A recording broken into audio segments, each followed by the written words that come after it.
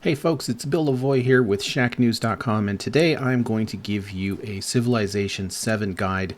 I'm going to do an introductory guide to commanders. I want to be very clear up front that this is not everything that you need to know about commanders. They are a very complex unit, and as we continue to play the game for weeks and months, we're going to see different strategies and metas and whatnot, and best practices come out. I'm just going to show you how they work in their basic function so that when you start playing Civilization 7 and you get a commander, you have somewhat of an idea of what you should be doing and the basic functions. So let's dive straight into that. As you can see, I have a commander selected on my screen. The first thing we want to talk about with a commander is the fact that they have a command radius. And the command radius is every tile adjacent to the tile the commander is currently in. That can change through bonuses, but in its basic function, the commander commands a tile adjacent to it in every direction. As you can see, I currently have 4 units in the commander's radius. So those 4 units are operating under the commander. Now, commanders are not units in the sense that they attack.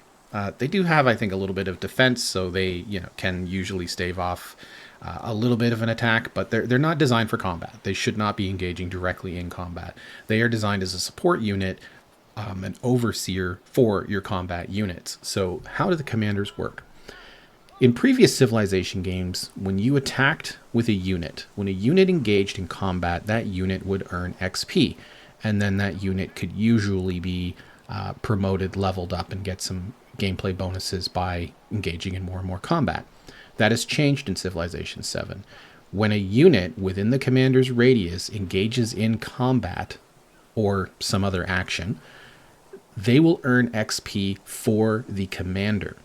As you earn XP for the commander, you level up the commander. The commander then unlocks promotions that they can apply, that you can apply to the commander, that then affect units either in that commander's army or in that commander's command radius. So first, let's just take a look at some of the basic functions of a commander. We have a commander here right now. It's selected, and as you can see, we have 4 slots down here. These are the slots where soldiers or units can be added to create an army. Now, why would you want to create an army? Well, the basic function of creating an army is that you can then move these units that are in the army around the game world as one unit. So any unit that is in the army of a commander adopts the commander's movement. That just means that when the commander moves 3 spaces, they move 3 spaces. Let me give you an example. Let's say you have a siege unit which can only move, has only 2 movement per turn, and the commander has 3. If you put the siege unit in the commander's army, when the commander moves 3 tiles, the siege unit will go with it. The siege unit can't attack from there. It has to be deployed first, but it can move around the field faster than it could on its own. So that's kind of what you're looking at. Is it's almost like a way to transport units. That's one of the main functions. So the first thing we're going to do is we're going to add every unit that we have here into the army. How do you do that? Okay, select a unit, and as long as it has points left over for movement, as you can see, 4 of 4, you should have the option to add to army. You have to be in the commander's radius to see this option. So you click it, the commander will highlight, you add to the army. And you can do that as long as they have movement left in their turn. You can do that with as many units as you have in the command radius, assuming the commander themselves has the slots available in their army. So as you can see, there's 2 locked. Those will be able to be unlocked through gameplay. And through promotions, which we'll get to in a minute. So we've made our army. As we can see, our commander still has movement left. So even though the units themselves have moved into the army and they've used up movement to do so, we can move the commander all the way up to this tile, and all the units will follow them. And they occupy a single square. This is key because it means if you want to move 4 units across the battlefield, you don't have to occupy 4 squares. You can only occupy, you only have to occupy 1. It's a big bonus that way. Okay, so we arrived at our destination, and we can see that there's a village here. That's great.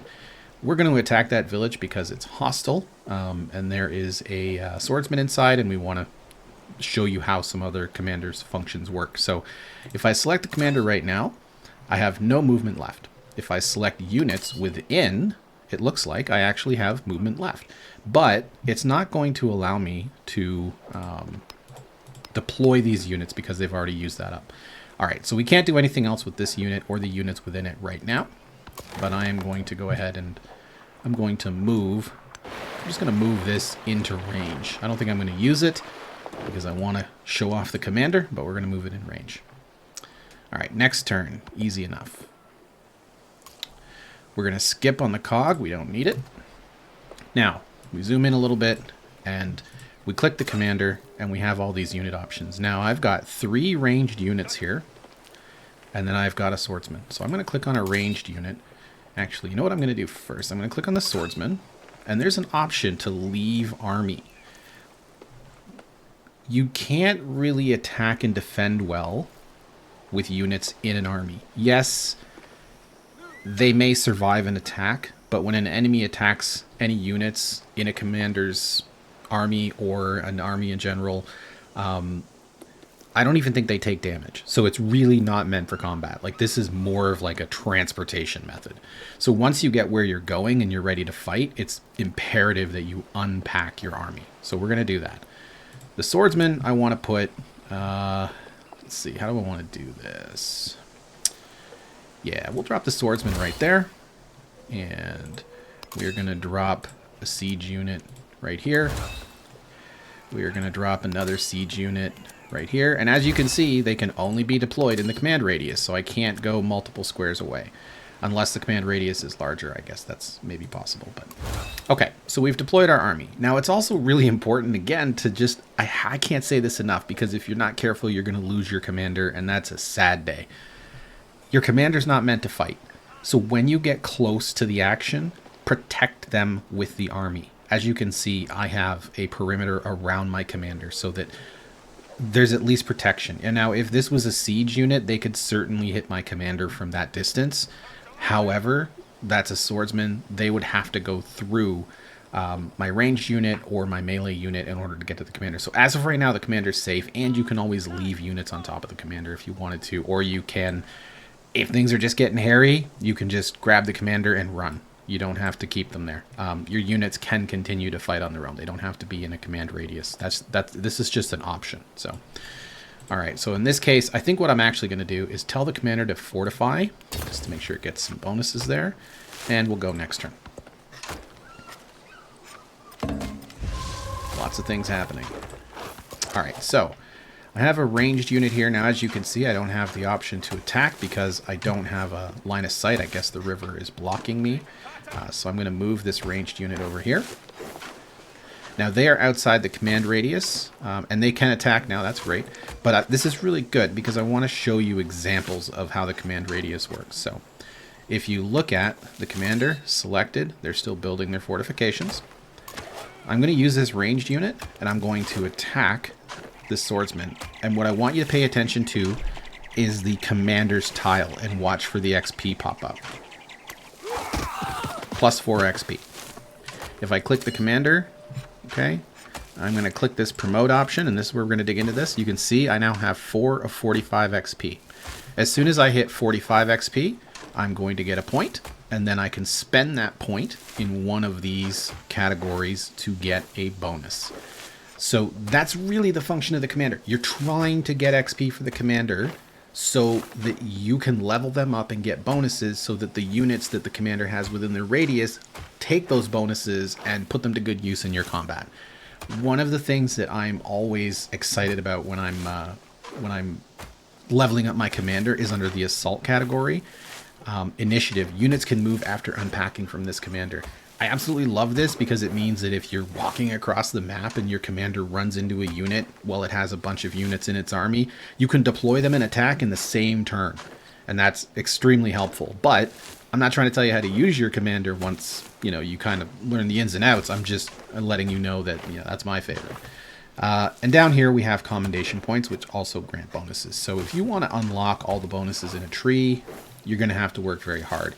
You need to really focus on that commander gameplay. Okay, so we did get, if you recall, we got 4 XP because this ranged unit, which is in the commander's radius, attacked this swordsman. What happens when we attack this swordsman with a unit outside of the command radius? Let's do it. We can attack them. No XP. So, again, pretty simple concept, but if you're in the command radius, you get XP. If you're outside of the command radius, you don't get XP. Now, what I'm actually going to do is I'm going to tell the commander to stop doing this, and I'm going to move them. I'm going to move them up a square because I want to move the command radius forward.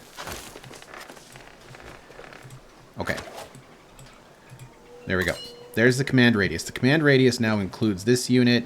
It includes the swordsman that I have, and it actually includes the tile that I'm trying to take. So let's just attack with the swordsman.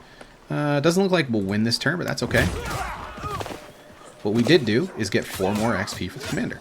And this is actually cool. If you didn't know this, the animation for combat continues to play out over the course of the turn. So they fight until you move on. This one, you know what? We'll move him up here, and we're gonna skip our turn with this, and we'll just go next turn. Okay, so back at it again. Let's just see how much XP can we really pull out of this here. We don't want to kill this unit. We're probably gonna kill them. That's fine. We'll do it. All right. We didn't. Okay. But we got 4 more XP. The commander, if you recall, is here, even though you can't see it at the moment. It's you can see the icon. There we go. All right. So let's just do it again because we're within the command radius with this unit now. We've killed the unit. That was 5 XP. Maybe you get an extra XP for killing the unit. That I don't know. And now we're just going to move the swordsman in, and I want you to pay attention to the command radius here if you can. Let's just... There's the commander, and let's just see. What do we get? Nothing yet, but we have an action here. We're going to disperse independent, which is kind of like pillaging from previous Civ games. If you took like a barbarian's base, you could pillage it and whatnot. So let's disperse.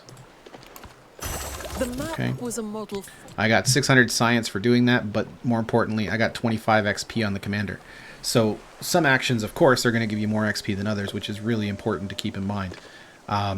Attacking, defending, things like that are going to get you XP, but having the commander move up with your units so that when they take a tile is huge. It gives them a lot of XP. And now if we click on this commander, let's do it again, and we click promote, we're not quite there, but we're at 42 of 45. The next time we attack a unit, we gain a promotion. So if I hadn't moved that commander from this tile here up to this one, we would have lost that on 25 XP. So again, I understand that there's a whole lot more going on with commanders than what I've shown you. The ins and outs of them are pretty complex, but you have the basics now. That's what you should take from this video, is that you now know why you want to bunch units up with a commander. You want to know how to move units more effectively in a commander's army. You want to know what the commander radius does. You want to know what the promotion tree does. You want to know how to prioritize getting XP with your commander. Commanders are massively beneficial to the combat in Civ 7, so utilize them right out of the box, and hopefully this video did help you. If you want to see more videos like this, you can click like so that we know you like it. You can also subscribe, because we're actually just making more Civ 7 videos, and then they'll pop up on your feed. And for guides for not only Civ 7, but lots of other games, written guides that is, you can visit Shacknews.com. We are always writing guides about Civ 7. We're writing guides about all of your favorite video games. So thank you so much for watching. I appreciate your time. Again, Shacknews.com, and good luck on your Civ 7 playthrough.